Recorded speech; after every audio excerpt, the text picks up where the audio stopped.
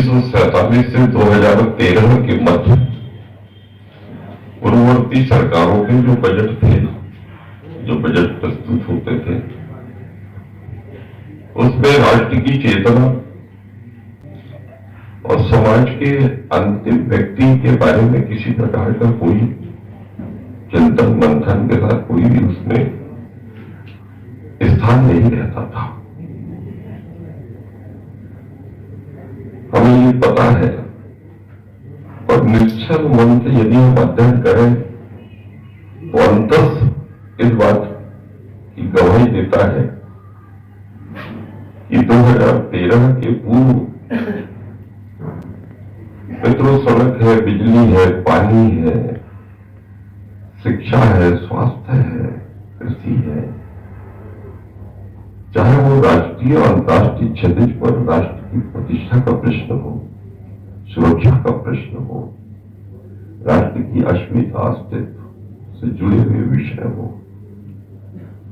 तो आपको ध्यान में आएगा कि उस वक्त का जो परावलंबी भारत, उस वक्त की जो अर्थ नीतियां थी,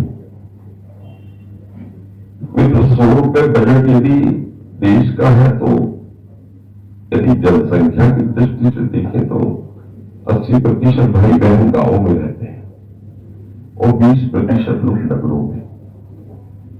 तो पहला तो आप देखेंगे कि उस कालखंड से अद्यतन जितने पूर्व में बजट निर्मित हुई है, बजट बनाए गए, उसमें मित्रों 80% जो गांव में रहने वाले भाई बहन हैं, उनके विकास के बारे में किसी प्रकार की कोई विषय वस्तु नहीं रखती। किंतु जो 20% जो नगरों में रहते हैं, नगरीय, उसमें 80% 100 रुपए बजट है तो 80 रुपया नगरों पर खर्च होता था, 20 रुपया खर्च होता था गाँव, जिसकी वजह से ये 80% भाई बहन तो जिस दुरावस्था में इन वर्षों में रहे, सौभाग्य है कि देश का नेतृत्व यशस्वी और संवेदनशील प्रधानमंत्री आदरणीय श्री नरेंद्र मोदी जी के हाथ में आया। और मित्रों, वहां से ये संवेदनाओं से ओतप्रोत यात्रा है, ये राजनीतिक या वो लेना, ये यहां तक नहीं, भारत की चेतना से जुड़कर अंतिम व्यक्ति की वेदना, संवेदना, दूसरों की वेदना को अनुभव करने का भाव, बराबर संवेदना। इस संवेदना के साथ में तो जिस तरह से गांव के गरीब, किसान, मजदूर, दलित, शोषित, वंचित, वहां से मित्रों ये यात्रा प्रारंभ होकर आज जिस तरह से गांव, गरीब, किसान, मजदूर भाई बहनों के जीवन में खुशियां आज दिखाई दे रही है, और मित्रों एक पावन पवित्र स्वप्न उन्होंने दिया कि 2047 में ये राष्ट्र कैसे होगा, ये दुनिया का सर्वश्रेष्ठ और स्वर्णिम राष्ट्र होगा जो पूरी दुनिया का विश्व गुरु के सिंहासन पर प्रतिष्ठित होगा। तो ये बजट दुनिया की तमाम उथल पुथल के बाद हम अपनी ग्रोथ को, विकास की दर को लगातार स्थिर बनाने में सफल हुए। ये सबसे महत्वपूर्ण पक्ष है। दूसरी बात जो मैं बजट में देखता हूं, विभागीय तौर पर कृषि, ग्रामीण विकास और आजीविका मिशन, ये 3 चीजें ऐसी हैं जिस प्रकार से वृद्धि हुई है वो हमारे भविष्य के विकास को, मॉडल को बताता है। और इसलिए मैं कुछ आंकड़े आपके सामने रखूंगा।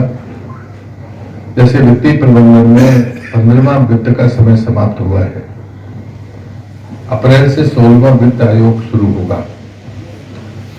भारत सरकार ने पूरे जीएसटी के बजट से जितना भी आर्थिक आय होती है उसका 41%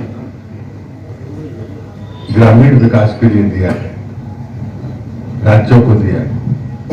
और ये अपने आप में इतनी बड़ी राशि है तो उस आंकड़े को मैं जरूर आपके सामने बोलना चाहूंगा।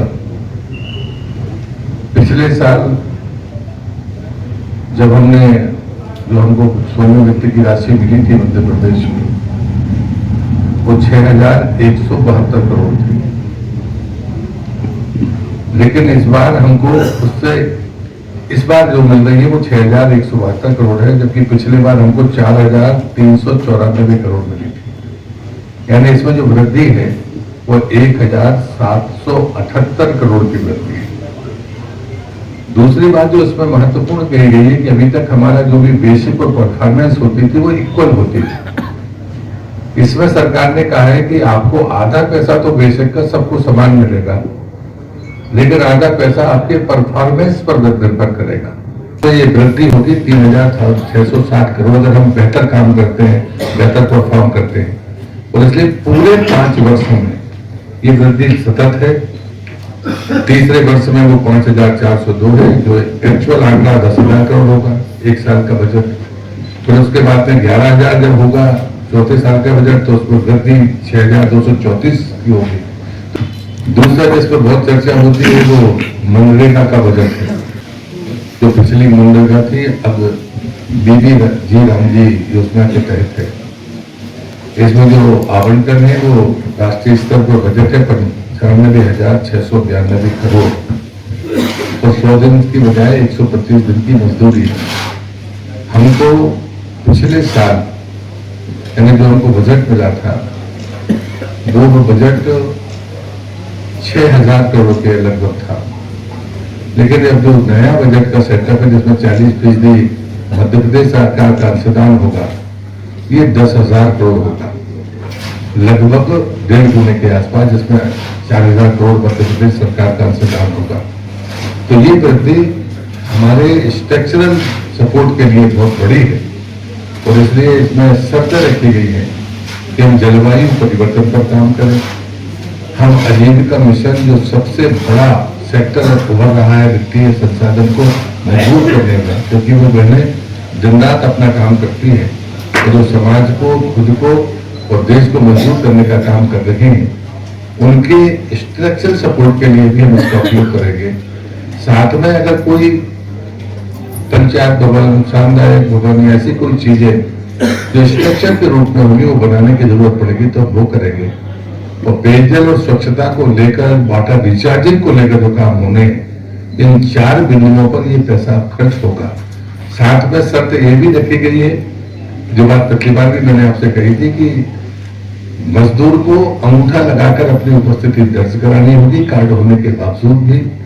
हर काम का जियो टैग होगा और सारे के सारे काम पोर्टल पर होंगे। ये इसकी सावधानी रखी गई है, क्योंकि इसके कारण से चर्चाएं होती थी।